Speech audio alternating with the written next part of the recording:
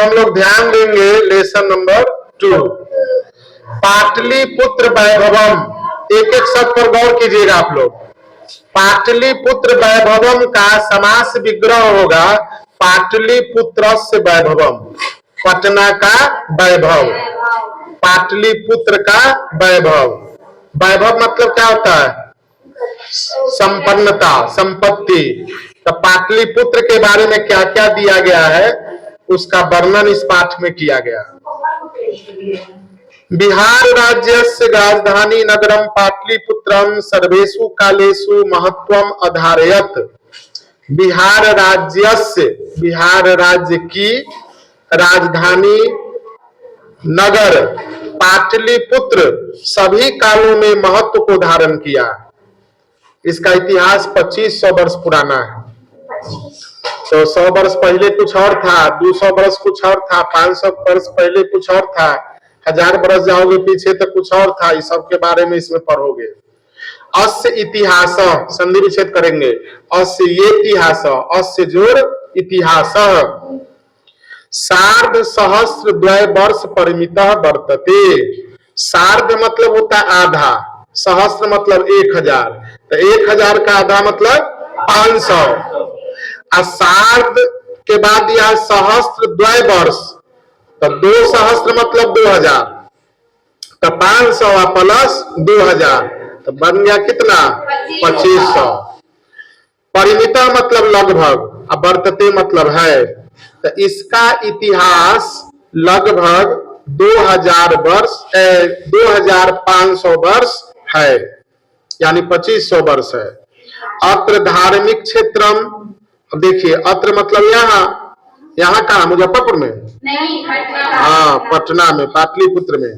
धार्मिक का तुम प्रत्यय अलग करोगे तो धर्म जो ठक, जिसमें भी ठक प्रत्यय लगता है इक जुड़ जाता है। नगर जो ठक नागरिक, धर्म जो ठक धार्मिक, समाज जो ठक सामाजिक, समास जो ठक सामासिक। तो इस प्रकार से इक जुड़ जाता है, अर्थ होता है से संबंधित। तो धार्मिक मतलब क्या हो जाएगा? धर्म से संबंधित। राजनीति क्षेत्रम, राजनीति से संबंधित क्षेत्र।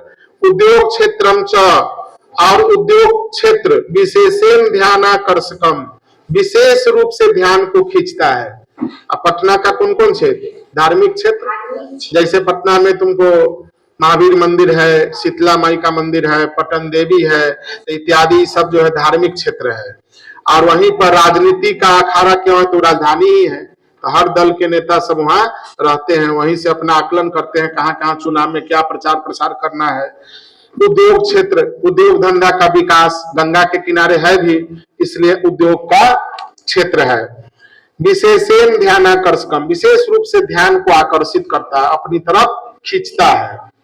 अब कहता है इसमें कि वैदेशिका यात्री न, विदेशी यात्री कौन? मेगास्थनिज फाह्यान हुएनसांग इत्सिंग प्रवृत्य पाटलिपुत्रस्य वर्णनम स्वस्व संस्मरण ग्रंथेषु चक्रु।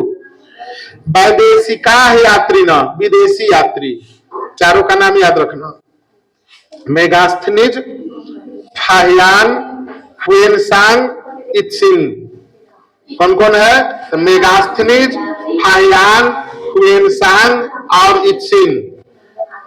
तो इत्यादि पाटलिपुत्र से वर्णनम, पाटलिपुत्र का वर्णन स्व संस्मरण ग्रंथेषु चक्रु, अपने अपने संस्मरण ग्रंथों में किया है। इस संस्मरण ग्रंथ क्या होता है? तो जैसे अभी आप पढ़ रहे हैं, आपके पास जो मित्र है आपका, उसके बारे में आप लिखते हैं, जितना बात जानते हैं उसके बारे में लिखते हैं, तो संस्मरण कहलाएगा। जैसे तुम लोग पढ़े थे महादेवी वर्मा के संस्मरण, क्या? तो उनके पास एक गिलहरी उनके बगीचा में जिसका नाम गिल्लू था, तो गिल्लू पर संस्मरण लिखी है। एक उनके पास नौकरानी थी जिसका नाम भक्तिन था, तो उस पर लिखी है। एक हिरन पाल रखी थी जिसका नाम सोना, तो सोना पर भी लिखी है। तो इसी प्रकार से एक घीसा, उनका शिष्य या शिष्या घीसा, तो घीसा के बारे में भी लिखी है उसकी जीवनी। तो इस प्रकार से बहुत सारे जो आए थे विदेशी यात्री, वो सब अपने अपने डायरी में लिख करके पटना के बारे में बहुत चीज बतलाया। उनके समय में पटना में क्या था, जैसे किनके समय में, तो मेगास्थनीज के समय में। फिर फाहियान के समय में क्या था, मेगास्थनीज था कहाँ का, यूनान का राजदूत था। फिर वेनसांग आया, इत्सिंग आया, तो इस सब ने वर्णन किया।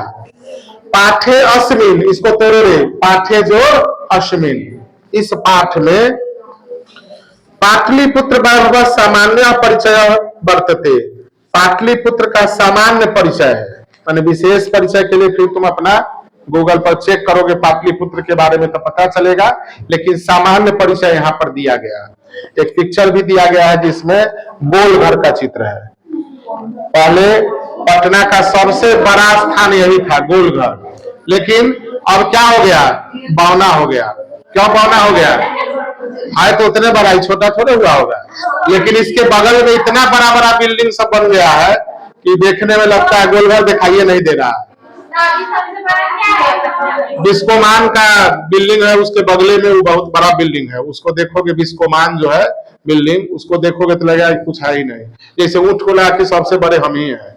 लेकिन जब गया पहाड़ के नीचे तो क्या देखा कि अरे बाप रे बाप, हम तो कुछ नहीं है ना। जैसे वो तुम लोग पढ़े थे लिलीपुटियन गुलीभर के बारे में, एक जगह गया तो देखा कि सीढ़ी लगा के चढ़ रहा था, उस पर सोया हुआ था तब आदमी, इतना छोटा छोटा लिलीपुट सब था। एक जगह जब गया तो इसी को हाथ में उठा लिया, इतना बड़ा बड़ा था। वही जो है टूरिस्ट था, अपना टूर करता था, तो हर जगह का वर्णन किया था।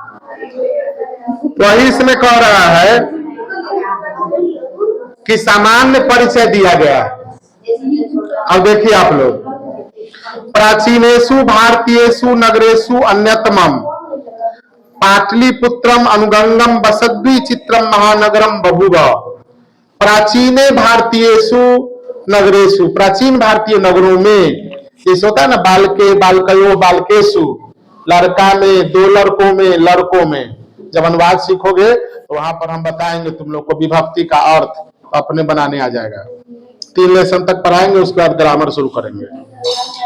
तो प्राचीन भारतीय नगरों में अन्यतमम माने एक, पाटलिपुत्रम, पाटलिपुत्र, बसद्विचित्रम महानगरम बभू, गंगा के किनारे बसा हुआ महानगर हुआ। तद विषय, इसका समास संधि विच्छेद करो, तत् जोड़ विषय, दामोदर गुप्तो नाम, तो दामोदर गुप्त जोड़ नाम, इसके विषय में दामोदर गुप्त नामक कवि कुटनिमत आखे, कुटनिमत नामक काव्य कथ्यति, काव्य में कहते हैं। पाटलिपुत्र के बारे में बोले हैं कुटनिमत काव्य में, कौन, दामोदर गुप्त।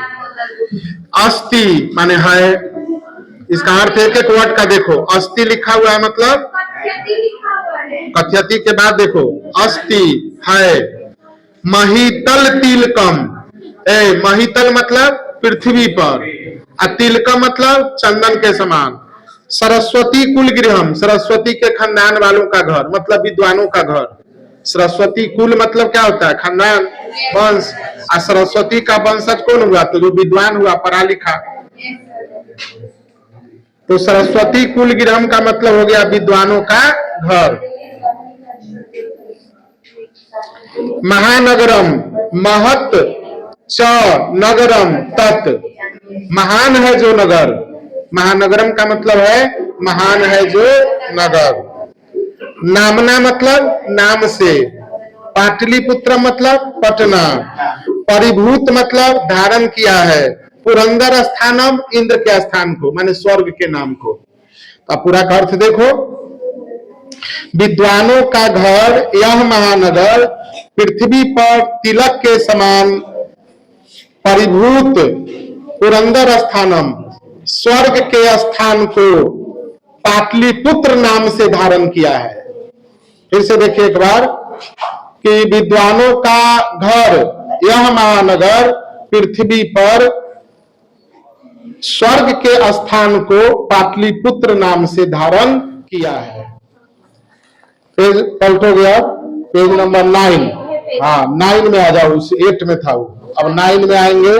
इतिहासे श्रूयते, इतिहास में सुना जाता है कि गंगायास तीरे, गंगायाह जोड़ तीरे, गंगायाः मतलब गंगा के, और तीरे मतलब तटे, तट पर। बुद्ध काले, बुद्ध के समय में पाटली ग्राम स्थित आसीत, पाटली ग्राम स्थित था।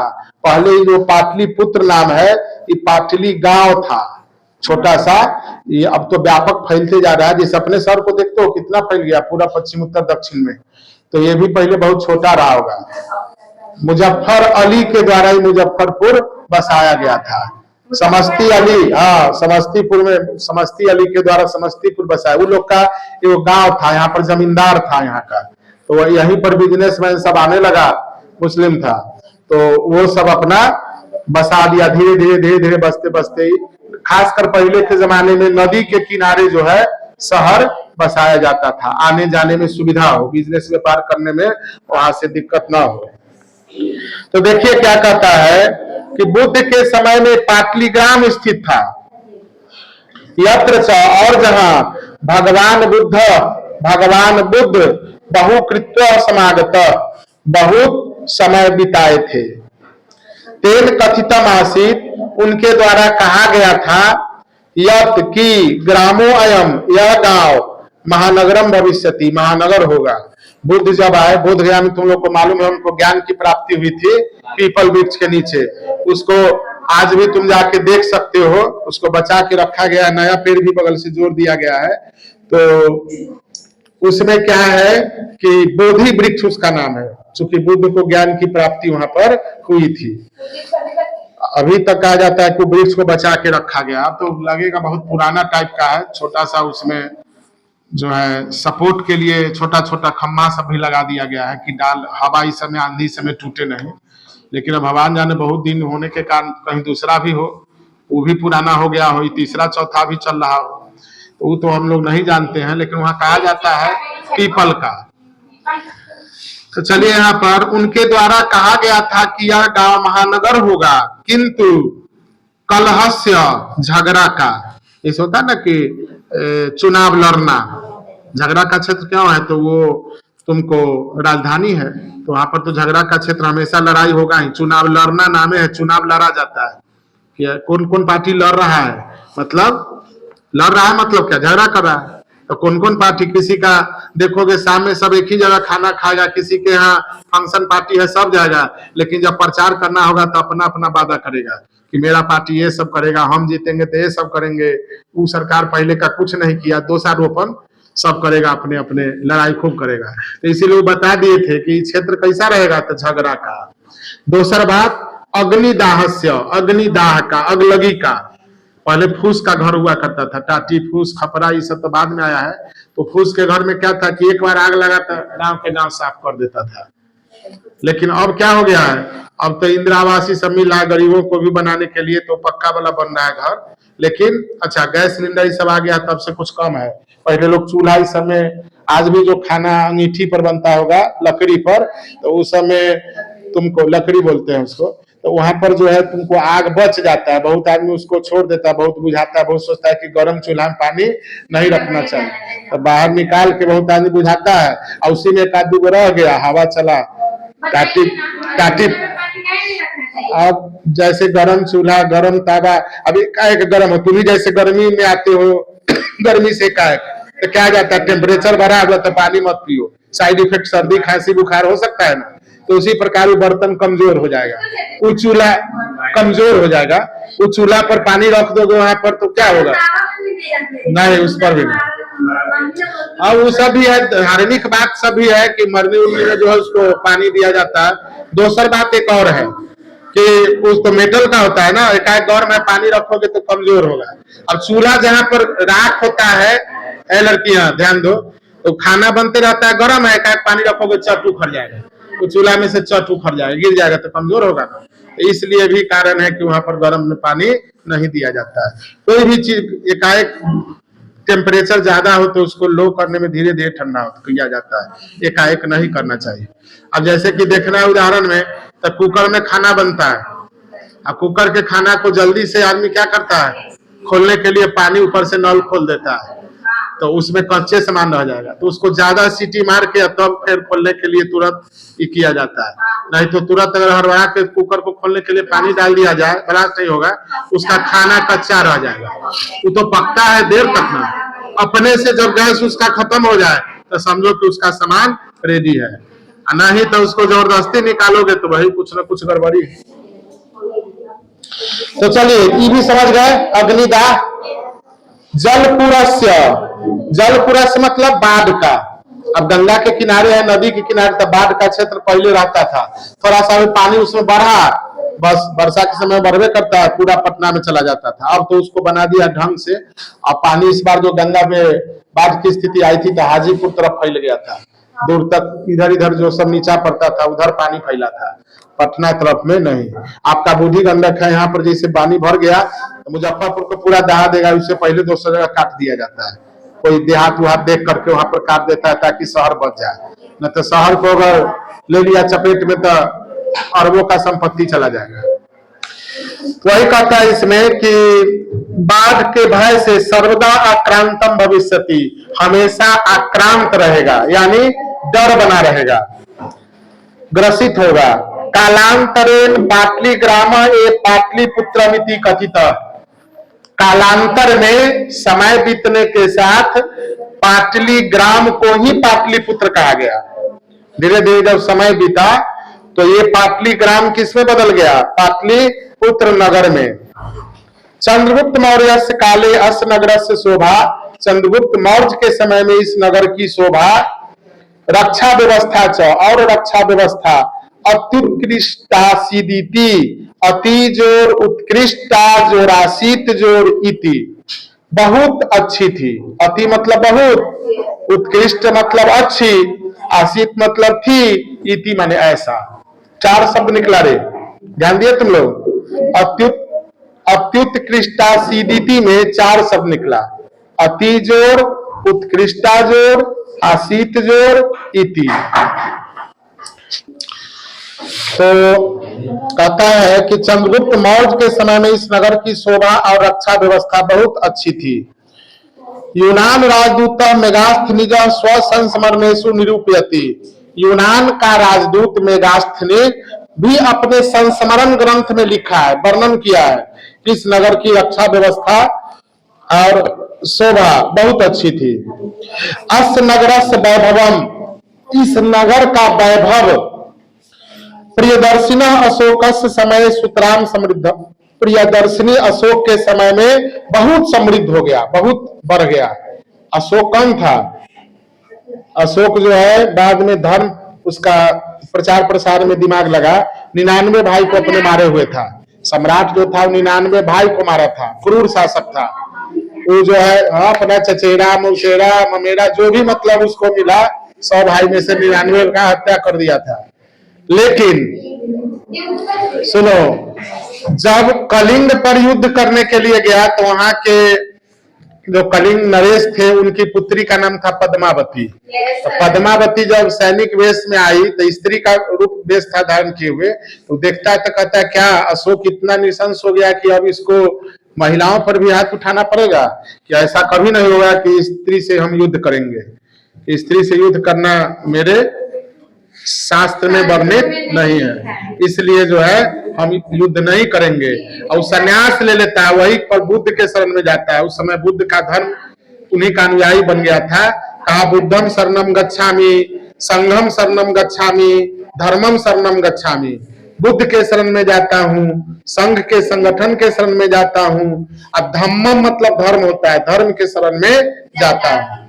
और अपनी बेटी संघमित्रा और बेटा महेंद्र, ये दोनों को जो है धर्म के प्रचार में, बुद्ध धर्म के प्रचार में भेजा। कहाँ कहाँ? नेपाल, उसका श्रीलंका, बर्मा, इस सब में भेजा था प्रचार प्रसार करने के लिए। आज भी देखते हो ना, बुद्ध धर्म का प्रचार प्रसार विदेश में ज्यादा है। तुमको चाइना, चाइनीज ज्यादातर जो है बुद्ध के धर्म को ही मानता है। तो यहाँ पर चाइनीज का मंदिर सब बना हुआ है बोध गया में, चाइनीज का चीनी मंदिर है, उसका तिब्बत का तिब्बती मंदिर है, बर्मा है, भूटान है, वो सब का अपना अपना मंदिर बना हुआ है। तो अपने देश में सनातन धर्म का ज्यादा बुलवाना होने के कारण क्या हुआ, और धर्म का प्रचार प्रसार एक तरफ से नहीं हो गया। नहीं तो बुद्ध यहाँ पर आए, यहाँ पर जन्मे, यहाँ उपदेश दिए, तो बौद्धिस्ट यहाँ का सब आदमी होता है ना। लेकिन ऐसा नहीं, यहाँ तो महावीर आए तो उनका धर्म चलता है, बुद्ध आए तो उनका चलता है, कबीर आए तो उनका चलता है। तो सब धर्मावलंबी सब आया, गुरु लोग अपना अपना प्रचार प्रसार किया, तो उसके अनुयायी सब है कि हम ये चीज है, हमारे ये है। और सबसे ज्यादा है तुमको कौन? तो सनातनी। सनातनी क्यों ज्यादा है? तो हिंदू धर्म जो है, अब मान के चलो हनुमान है, कोई शिव को मानता है, कोई विष्णु को मानता है, हालांकि वहां भी बटा हुआ है। विष्णु का उपासक है वैष्णव ना, मांस मछली सब नहीं खाएगा, वैष्णव लोग जो होता है। उसी प्रकार शिव का उपासक शैव होता है, शक्ति का उपासक शाक्त कहलाता है। शक्ति का उपासक सब मीट मछली सब खाता है, क्योंकि उनको चढ़ाया जाता है बलि, तो उनको बलि चढ़ेगा, लेकिन शिव को नहीं चढ़ता, और विष्णु को तो चढ़ता ही नहीं है, विष्णु भक्त नहीं खाएगा। या राधे राधे वाले जो होते हैं, जितना कृष्ण के अनुयायी सब, वो सभी नहीं खाते हैं। तो यहाँ पर कोटि बनाया गया, 56 कोटि है, 56 प्रकार। और जितना मानर बजा के पूजा होता है, जितना प्रकार का मानर समनरिया को देखते हो ना, वो सब एक कोटि में आता है। चाहे वो कारिख बाबा के पूजा हो, चाहे भूया बाबा के पूजा हो, तो वो सब एक कोटि में रखा। अब विष्णु का जितना उपासक है वैष्णव, उसको एक कोटि में रखा। तो 56 करोड़ देवी देवता नहीं है, 56 कोटि है। ब्रांचेज ऑफ जो गॉड होते हैं, जितने भी शाखा सब है, उसमें 56 वर्ग में बांटा गया है। तो उसको जो बाद में जाओगे तो आगे पढ़ोगे, इसमें अभी इतना ही जानो। तो इसमें कहता है कि प्रियदर्शी अशोक के समय में बहुत समृद्ध हुआ। बहुकालम पाटलिपुत्र प्राचीना सरस्वती परंपरा प्रवर्तक। बहुत समय तक पाटलिपुत्र में पुरानी सरस्वत परंपरा थी। इति ऐसा राजशेखर ने स्वकाव्य मीमांसा नाम के अपने काव्य मीमांसा नामक कवि शिक्षा प्रमुख ग्रंथ में सादरम स्मृति आदर के साथ याद किया है। क्या? तो इसमें नाम दिया है 7 वो कवि का, देखोगे गौर से। अत्रोप, वर्ष, तो अत्र जोर उपवर्ष। तो अत्र माने यहाँ कहा मुजफ्फरपुर में, पटना में। तो यहाँ कौन कवि हुए थे? तो उपवर्ष। दूसरा कौन? तो वर्ष। इसी प्रकार पाणिनि, पिंगल, व्याधि। पहला में 5 वो हुए, कौन कौन से देखो ठीक से। उपवर्ष, वर्ष, पाणिनि, पिंगल, व्याधि, बररुचि और पतंजलि। पतंजलि का तो नाम जानते हो, रामदेव ने उनका बहुत प्रचार प्रसार किया।